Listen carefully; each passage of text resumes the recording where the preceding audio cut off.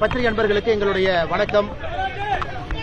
என்னோடு பாரதிய ஜனதா கட்சியினுடைய மூத்த வழக்கறிஞர் அண்ணன் பால் கனகராஜ் அவர்கள், பாரதிய ஜனதா கட்சியினுடைய வழக்கறிஞர் பிரிவினுடைய தலைவர்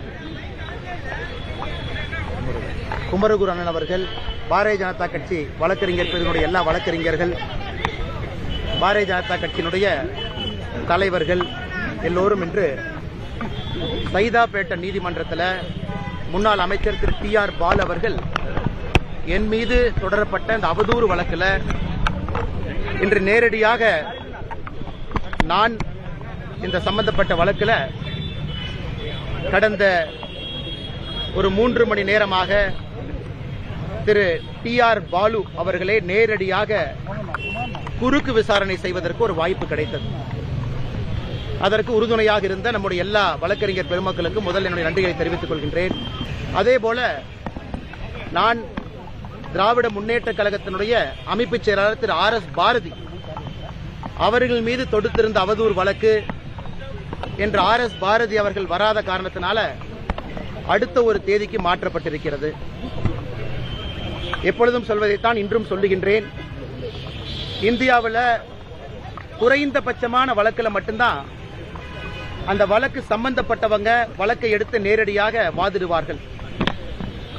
எனக்கு திராவிட முன்னேற்ற கழகம் செய்திருக்கக்கூடிய ஊழல், நாங்கள் வெளியிட்டிருக்கக்கூடிய DMK ஃபைல்ஸ் பார்ட் 1 பார்ட் 2, திரு TR பாலு அவர்கள் மீது நான் சுமத்திருக்கக்கூடிய குற்றம் அனைத்தின் மீதும் நம்பிக்கை இருக்கின்ற காரணத்தினால நேரடியாக நம்முடைய மூத்த வழக்கறிஞர் திரு பால் கனகராஜ் அவர்களுக்கு கொடுத்திருந்த அபிடவிட்டை வித்ட்ரா பண்ணி நானே நேரடியா இந்த கேஸ்ல ஒரு சாமானிய மனிதனாக என்று ஆஜராகி வாதிட்டேன். அது அவருக்கு 2 காலுக்கு விமானம் இருந்த காரணத்தினால அவங்க குறுக்கு விசாரணை 3 மணி நேரத்திற்கு பிறகு மறுபடியும் இன்னொரு புதிய தேதி வேண்டும் என்ற காரணத்தினால இன்று குறுக்கு விசாரணை ஒத்திவைக்கப்பட்டிருக்கிறது. தொடர்ந்து நானே இந்த வழக்கில் நம்முடைய மூத்த வழக்கறிஞர்களுடைய உறுதுணையில் இந்த வழக்கை வாதாட இருக்கின்றேன். நிச்சயமாக திராவிட முன்னேற்ற கழகத்திற்கு இந்த வழக்கு மூலமாக ஒரு பாடத்தை புகட்டுவோம் என்கின்ற முழு நம்பிக்கை எங்களுக்கு இருக்கு. அது மட்டுமில்ல, சாமானிய மனிதர்கள் நம்முடைய உரிமைக்காக நாம் பேசும் பொழுது நம்முடைய வழக்கை நாமளே கோர்ட்ல எடுத்து வாதாட முடியும் என்பதற்கும் இன்னைக்கு கோர்ட்ல நடந்த சம்பவம் ஒரு சாட்சியாக இருக்கு. எவ்வளவு பெரிய மனிதர்களாக எப்படிப்பட்ட பொறுப்பில் இருந்தாலும் கூட எந்த ஒரு சாமானிய மனிதனும் தன்னுடைய குற்றச்சாட்டின் மீது நம்பிக்கை இருக்கும் பட்சத்தில் நாம வாதாடலாம் அப்படிங்கிறது தான் நாங்கள் இன்று செய்திருக்கின்றோம், தொடர்ந்து செய்வோம். எனக்கு பத்திரிகை நண்பர்களுக்கு இந்த வழக்கு சம்பந்தமான அப்டேட், ஏன்னா என்ன கிராஸ் கொஸ்டின் பண்ணோம், என்ன பதில் சொன்னாரு, என்ன கேள்வி கேட்டோம் அப்படிங்கறது இப்ப நான் சொன்னா அது சப்ஜுடிஸ் மேட்டர்ங்கிறதால நான் பேச முடியாது. அதனால் முழுமையாக முடித்த பிறகு அது உங்களுக்கு பொதுவெளியில நான் கேட்டிருக்கக்கூடிய எல்லா கேள்விகளும், சேது சமுத்திர கெனால் ப்ராஜெக்டிலிருந்து, சாராய ஆலையிலிருந்து, குடும்பம் நடத்தக்கூடிய நிறுவனத்திலிருந்து, இன்று அவர் கோர்ட்டுக்கு வந்த கார் எந்த நிறுவனத்தினுடைய பெயரில் இருக்கு, அவருடைய அபிடவிட், வாங்கியிருக்கக்கூடிய கடன், இது சம்பந்தமான எல்லா கேள்விகளையும் கூட இன்று கேட்டிருக்கின்றோம். அடுத்து வரக்கூடிய குறுக்கு விசாரணையின் பொழுது இன்னும் நிறைய கேள்விகளை கேட்க இருக்கின்றோம். அதனால் பத்திரிகை நண்பர்களுக்கு வேற கேள்வி இருக்குதுன்னா கேளுங்கண்ணே, பதில் சொல்றோம். ஏங்கண்ணே கேள்வி இருக்கா?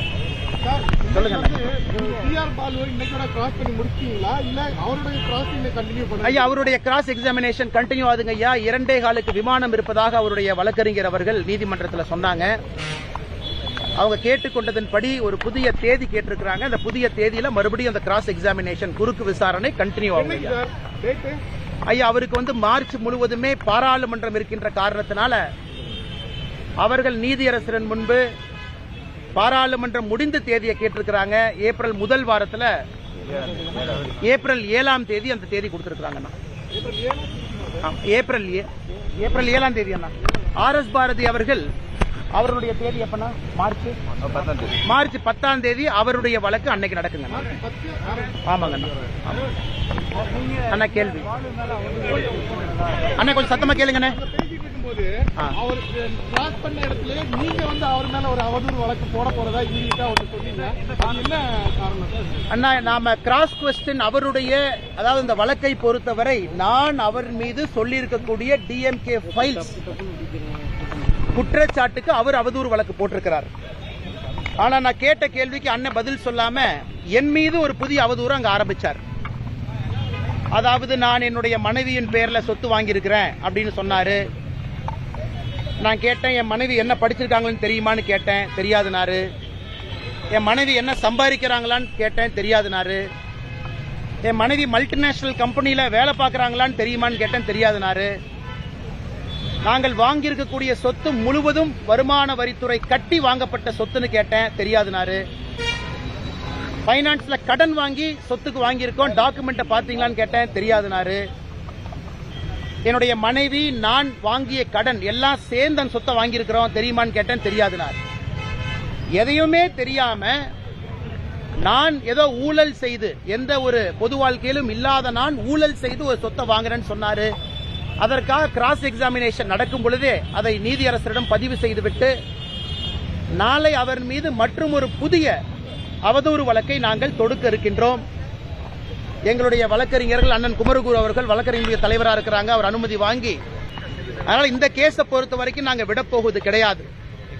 நான் அந்த அவதூறு வழக்கில் சொத்தை எப்படி வாங்கணும், எங்களுடைய பேங்க் அக்கவுண்ட்ல நானும் என் மனைவியும் திருமணத்திற்கு பிறகு 15 ஆண்டுகள்ல எவ்வளவு சம்பாதிச்சிருக்கோம், என்னுடைய மனைவி எந்த நிறுவனத்தில் ஐஏஎம் பெங்களூர்ல படித்த பிறகு மும்பையில, பெங்களூர்ல, சென்னையில வேலை பார்த்த நிறுவனத்தில் வாங்கியிருக்கக்கூடிய சம்பளம், எக்ஸ்ட்ரா நாங்க வாங்கிய கடன் அனைத்தையும் அந்த அவதூறு வழக்கின் பொழுது பொதுவெளியில வெளியிட இருக்கின்றோம்.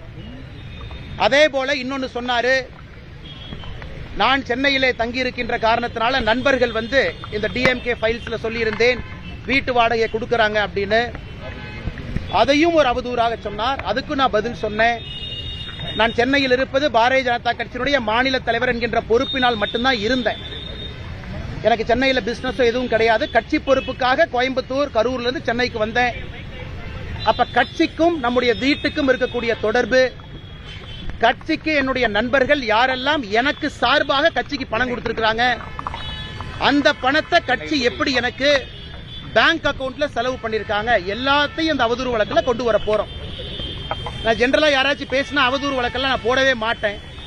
ஆனா இதுல டிஆர் பாலு அவதூறு வழக்கு போட்டதுல நான் இன்னைக்கு ஆஜராகி கேள்வி கேட்கிறப்ப மறுபடியும் தப்பிப்பதற்காக ஒரு புது அவதூறை சொன்னதற்காக அவர் மீது மற்றும் ஒரு அவதூறு வழக்கை தொடுக்க இருக்கின்றோம். அதுல எல்லாம் வெளியே வரட்டும். நான் ஏற்கனவே டிஎம்கே பார்ட் ஃபைல்ஸ் வெளியிட்ட பொழுது கடந்த 20 ஆண்டுகளாக என்னுடைய மொத்த சொத்து பட்டியலை வெளியிட்டோம். இந்த முறை டிஆர் பாலு அவர்கள் மீது தொடுக்கக்கூடிய அவதூறு வழக்கின் பொழுது நானும் என்னுடைய மனைவியும் நான் அரசியலுக்கு வந்த பிறகு வாங்கிய சொத்துக்கள் ஏதாவது இருந்தால் ஒரு விவசாய நிலம் வாங்கியிருக்கிறோம். அந்த விவசாய நிலத்திற்கு பணம் எங்கிருந்து வந்தது எல்லாம் பொதுப்படையில் இருக்கும். கடன் வாங்கியிருக்கிறோமா 2.5 கோடி ரூபாய் கடன், அதுவும் பொதுப்படையில் இருக்கும். அதனால் நேர்மையான அரசியலை முன்னெடுக்க வேண்டும் என்று நினைக்கக்கூடிய நான் அந்த கடினமான பாதையில பயணிச்சுதான் ஆகணும். எனக்கு இந்த டிஆர் பாலு அவர்கள் மீது நான் தொடுக்கக்கூடிய புது அவதூறு வழக்கு என்பது இதையெல்லாம் பொது வெளியில பத்திரிகை நண்பர்கள் மூலமாக தமிழக மக்களுக்கு சொல்வதற்கு ஒரு வாய்ப்பாக பயன்படுத்தி எல்லாத்தையும் வெளியே சொல்வதற்கு இந்த அவதூறு வழக்கை பயன்படுத்திக் கொள்ள இருக்கின்றோம். நீங்க பேசும்போது அவர் சில விஷயங்களை பதில் சொல்றதுக்கு ரெடியானார், இல்ல அவர் பதில் சொல்ல வருது, அவர் அட்வொகேட் வந்து அவர் பேச விடாம அண்ணா, ஒரு மூத்த தலைவர் அவர்கள் அவரே சொல்லியிருக்கிறார், நான் திராவிட முன்னேற்ற கழகத்தில் 58 ஆண்டுகளாக உறுப்பினராக இருக்கிறேன். 68 ஆண்டுகளா? நாங்க நிறைய கேள்விகள் கேட்டோம். எதற்கு தஞ்சாவூர்ல வடசேரி பகுதியில் உங்கள் மீது 14 ஆண்டுகளாக தொடர்ந்து கருப்பு தினமாக வடசேரி மக்கள் அந்த பகுதியில் கருப்பு தினத்தை அனுசரிக்கிறாங்க? எதற்காக வேறு வேறு தலைவர்கள் உங்கள் மீது நீங்கள் கப்பல் வாங்கியதெல்லாம் சொன்னாங்க, அவங்க மீதெல்லாம் அவதூறு வழக்கு தொடுத்தீங்களா? சுப்பிரமணிய சாமி அவர்கள் மீது, மேடம் ஜெயலலிதா அவர்கள் மீது, இவர்கள் மீது, அண்ணன் எம்.கே. அழகிரி அவர்கள் மீது அதெல்லாம் ஸ்பெசிபிக்கா கேட்டோம். எம்.கே. அழகிரி அவர்கள் நீங்கள் ஊழல் செஞ்சனாலதான் 2009 கேபினெட்ல இல்லைன்னு சொன்னாரு. அழகிரி அவர்கள் மீது அவதூறு வழக்கு தொடுத்தீங்களான்னு கேட்டோம்.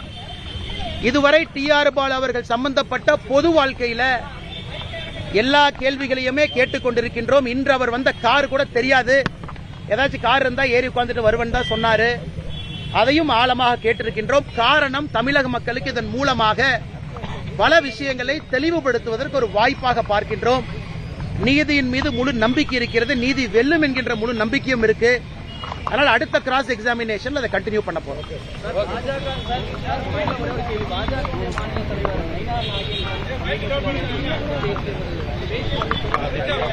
ஆனா இதை நான் முன்னு பின்னு பேசுற ஆள் நான் கிடையாது. இதற்கு கோயம்புத்தூர் சட்டமன்ற உறுப்பினர், தெற்கு தொகுதி சட்டமன்ற உறுப்பினர், பாரதிய ஜனதா கட்சியினுடைய மகளிர் அணி அகில இந்திய தலைவி, அவங்க மகளிர் அணியினுடைய அகில இந்திய தலைவி திரு வானதி அவர்கள் வருத்தம் தெரிவித்த பிறகு இந்த பிரச்சனை முடிந்ததாகத்தான் நான் நினைக்கின்றேன். காரணம், ஒரு பாரதிய ஜனதா கட்சியினுடைய அகில இந்திய மகளிர் அணி தலைவி ஒரு கருத்து சொல்றாங்கன்னா அது கட்சியினுடைய கருத்து தான். அதன் பின்னாடி அண்ணாமலை என்ன, நீங்க என்ன சொல்றீங்க, அவங்க என்ன சொல்றாங்க, அவங்க என்ன சொல்றாங்கன்னு சொன்னாலும் கூட அகில இந்திய மகளிர் அணியினுடைய தலைவியினுடைய கருத்து வருத்தம் தெரிவித்த பிறகு அது கட்சியினுடைய அதிகாரப்பூர்வ கருத்தாகத்தான் நான் பார்க்கின்றேன். அதற்கு மேல நான் எதுவும் பேச விரும்பல.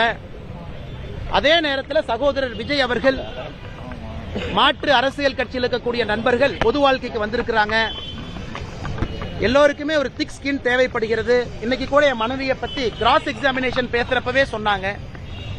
அதெல்லாம் தாண்டித்தான் சில இடத்துல நம்ம செல்ல வேண்டியது இருக்குது. சரியா தப்பா எனக்கு தெரியலீங்கன்னா that is a problem with politics. அரசியலினுடைய அடிப்படை பிரச்சனையே நம்முடைய குடும்ப உறுப்பினர்களை முட்டுச்சந்தியில் கொண்டு வந்து நிறுத்தி விடுகின்றோம். இது அடிப்படை பிரச்சனை. அதனால் திரு விஜய் அவர்களாக இருக்கட்டும், எல்லா தலைவர்களாக இருக்கட்டும், பக்குவப்பட்டு இதெல்லாம் கடந்து போவார்கள் என்ற நம்பிக்கை. அதே நேரத்தில் நயினார் அண்ணனை பொறுத்த வரைக்கும் உங்களுக்கு தெரியும், மூத்த அரசியல்வாதி, ரொம்ப பக்குவப்பட்ட அரசியல்வாதி, அமைச்சராக இருந்திருக்கின்றார்கள். நீண்ட நெடிய அரசியல் பயணம் அவருக்கு இருக்கு. ஆனால் பத்திரிகை நண்பர்களுக்கு என்னுடைய அன்பான வேண்டுகோள், அகில இந்திய மகளிர் அணி தலைவி கட்சியின் சார்பாக வருத்தம் தெரிவித்ததோடு இந்த பிரச்சனை முடிந்ததாக நான் நினைக்கின்றேன். மற்ற அரசியல் கட்சி தலைவர்களும் கூட இன்னைக்கு நம்முடைய கொள்கை என்ன, திராவிட முன்னேற்ற கழகத்தை வீழ்த்த வேண்டும் என்கின்ற ஒற்றை கொள்கையில் இருக்கும் பொழுது அட்டென்ஷனை ஷிஃப்ட் ஆகாம அந்த வேலையை மட்டும் நாம் செய்வோம் என்பது என்னுடைய தாழ்மையான ஒரு கருத்தாக உங்கள் முன்பு நான் வைக்கின்றேன்.